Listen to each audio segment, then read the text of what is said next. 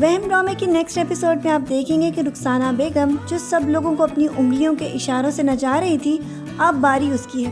کیونکہ انور صاحب کی وفات کے بعد یہ بات ڈسکلوز ہو چکی ہے کہ اس کی ایک اور بیوی بھی ہے اور ساتھ میں ایک بیٹی بھی، اور یہ دونوں ماں بیٹیاں اتنی چالاکی کے ساتھ رخسانہ بیگم کے گھر پر قبضہ کر رہی ہیں اور ساتھ ساتھ اس کو اس بات پہ بھی بلیک میل کر رہی ہیں کہ اس کے شوہر کے کچھ وہ راز جانتی ہیں، وہی راز جس کی وجہ سے وہ اس کو چھوڑ کر گیا تھا۔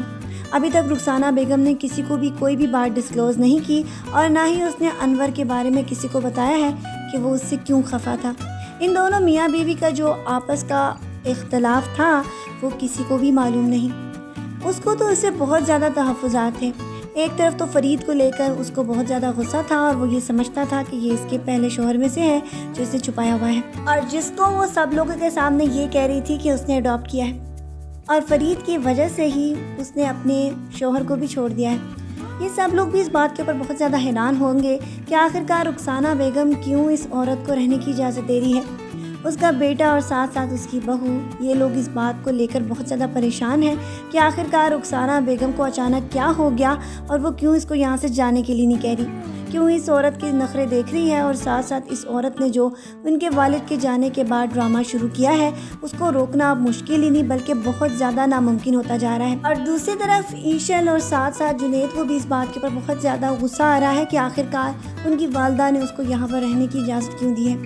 ایشل بہت جلد اس سارے رات سے پردہ اٹھانے والی ہے کیونکہ وہ یہ جانتی ہے کہ اس کی ساس ایسے تو نہیں مانے گی،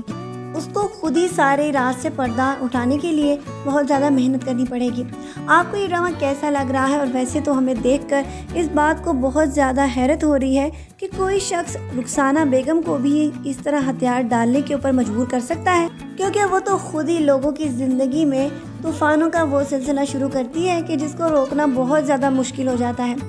آج کے پرومو ریویو ویڈیو کو یہیں پر ختم کرتے ہیں، لیکن ڈرامے کے لیے ہمارے ساتھ اسی طرح جڑے رہی گا کیونکہ یہ ڈرامہ بہت زیادہ انٹرسٹنگ ہوتا جا رہا ہے۔ ایک طرف تو رخسانہ بیگم اور دوسری طرف اس کی سوتن جو انہی کے گھر پر آ کر اس بات کے تانے دے رہی ہے کہ رخسانہ بیگم نے اپنے شوہر کے ساتھ 3 سال گزارے ہیں، جبکہ اس کی سوتن 16 سال کا تقاضا کر رہی ہے کہ وہ اس کے ساتھ رہتی ہے اور یہ مکان اور سب کچھ اسی کا ہی ہے۔ اب دیکھنا یہ ہے کہ آیا کس کی جیت ہوتی ہے اور کس کی ہار۔ پھر ملتے ہیں نیکسٹ ایپیسوڈز کے پرومو ریویوز میں۔ اپنا ڈھیر سارا خیال رکھیے گا، میری بہت ساری دعائیں ہمیشہ آپ کے ساتھ اسی طرح رہیں گی۔ پھر ملتے ہیں، اللہ حافظ۔